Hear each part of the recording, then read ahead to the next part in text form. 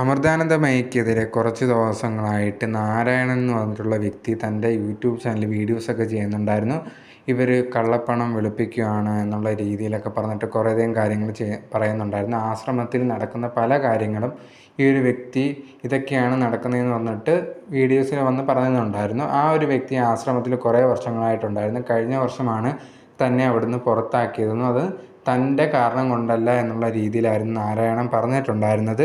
പക്ഷെ എന്താണ് പുറത്താക്കാനുള്ള കാരണമെന്നൊന്നും നാരായണൻ പറഞ്ഞിട്ടില്ല. പക്ഷെ തൻ്റെ കാരണമല്ല എന്നും പറയുന്നുണ്ട്.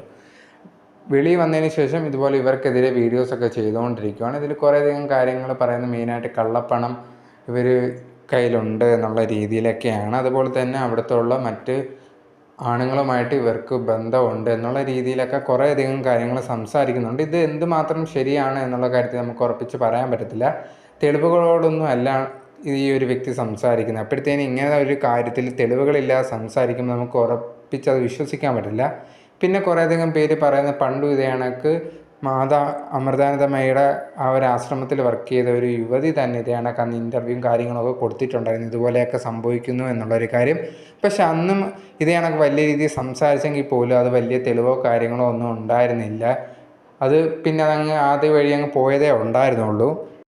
ഇപ്പോൾ ഈ ഒരു നാരായണൻ ഈ ഒരു വീഡിയോ ഇടുന്ന സമയത്ത് കുറേയധികം പേര് ഈ ഒരു വ്യക്തിയെ സപ്പോർട്ട് ചെയ്തുകൊണ്ടൊക്കെ സംസാരിക്കുന്നുണ്ട്. മറ്റു ചിലരൊക്കെ ആണെങ്കിൽ ഇത് അവരെ എതിർക്കാനുള്ള, അതായത് ഈ ഒരു വ്യക്തി ഇതിനെ പുറത്താക്കി എന്നുള്ള ഒരു കാര്യം വ്യക്തി പറയുന്നില്ല. അതുകൊണ്ട് തന്നെ ഈ ഒരു വ്യക്തിയുടെ ഭാഗത്ത് എന്തൊക്കെയോ തെറ്റുണ്ട്.